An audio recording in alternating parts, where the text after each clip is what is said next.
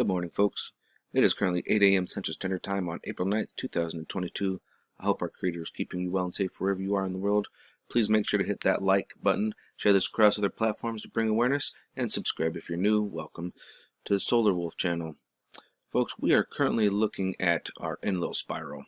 Okay, yes, Enlil as an Anunnaki, but I do think I need to explain a few things here as we're looking at our spiral. Look, this right here is the Sun, and this is the Earth.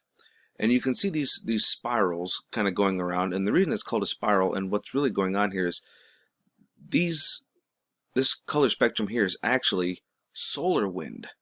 Okay, these are little basically coronal holes, and this is the solar wind that comes out of the coronal holes. I'm not sure if I've explained this before, but that's what these are. Now when you see the coronal mass ejections like this right here, that's what those are that go across our electromagnetic bands and kind of ride them around. Now if you notice, it kind of fires here, but it also rides the band around and connects in with the solar wind like I've described and pops the Earth. So when you have an eruption, plasma ejected from that coronal hole, or from that coronal mass ejection, can actually catch a ride with the solar winds, boop, and impact us. So we actually had our solar wind impact was right around, is actually right around today is when we're supposed to be getting impact with it, is on the 9th.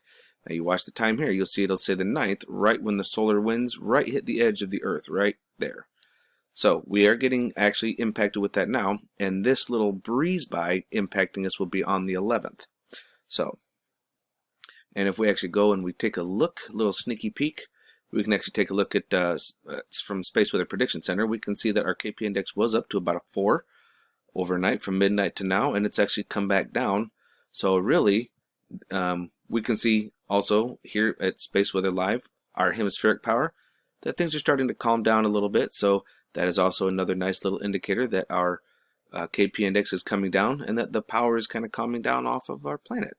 And as we venture back over here to space solar flares at spaceweatherlive.com, we can see that we actually had a decent little C flare, little C4 471, I guess is the peak of it. That's not too bad. We also take in consideration, look at this, folks. The sun actually has taken a little break. We are look at our baseline. We're living in B class.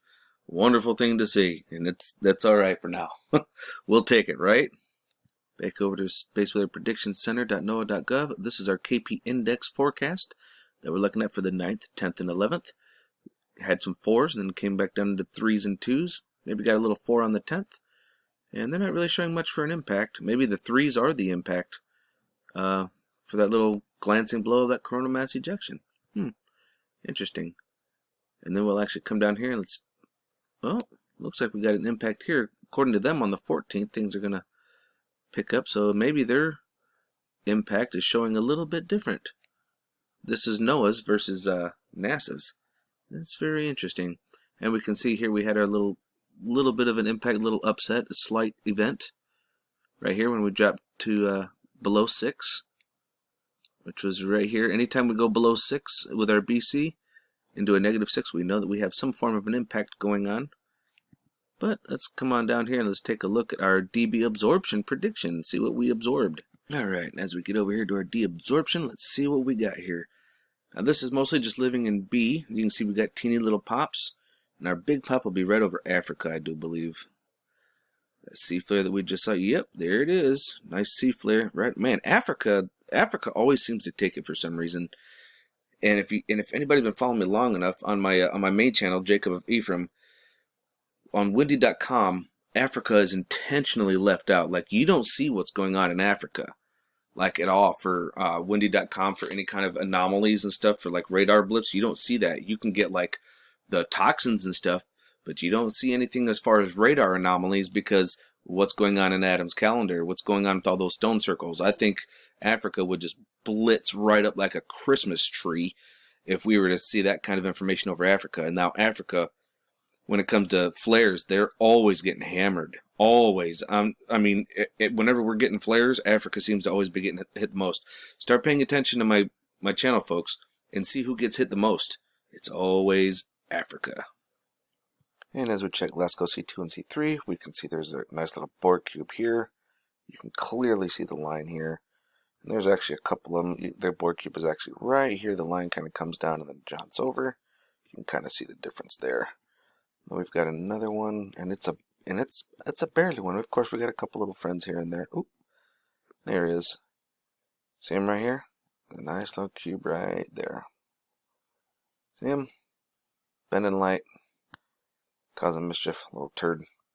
And then when we come over, that's just about it really. And then over here on LASCO C3, we can see we've got a nice little lighted tic-tac. And then we've got a few of them. We can see little end trails. Basically, they're signature trails, if you will. Like this guy just kind of taking off across the sky. Quite a few of those. I don't think we have any board cubes on LASCO C3.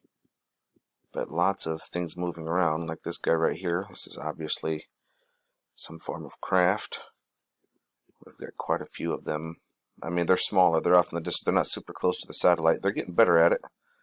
I mean, here's a nice little signature trail left behind. Here's another one. So let's go check out our Schumann Resonance. We're going to check out Italy. This is our Italian model.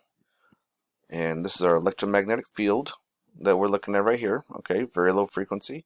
And it looks like we've got some activity going on here. Let's check out our actual Schumann, come down to it, and oh yeah, we've definitely got some activity going on down here. It's not super large and chunky and blasting through everything, but there's definitely activity happening. Geophones are hitting really well up top.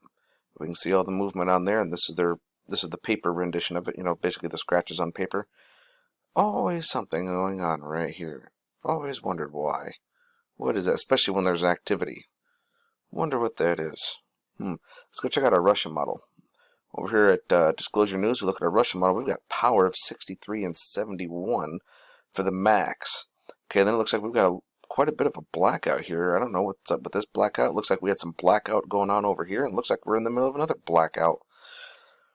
I'm wondering what's going on with all this blackout. I'm not a big fan of it. Let's come on down here and see what we got. Yeah, I would concur frequency that right now we're currently at a 7.37. At least that's what it looked like when we were up here. Let's scroll back up again. Yeah, see right in here, I would say it would be right around a 7. So here, jumping across over here, yeah, I'd say we're about a 7.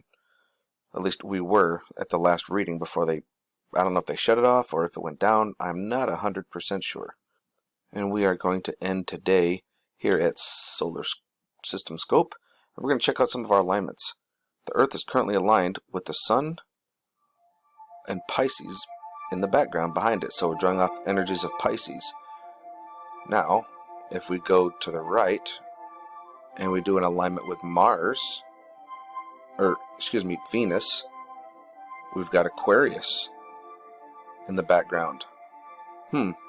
That's very interesting. So if you remember, we were actually kind of aligned with Mars, Venus, and Saturn in Capricornus, but now everybody's starting to rotate around into Aquarius.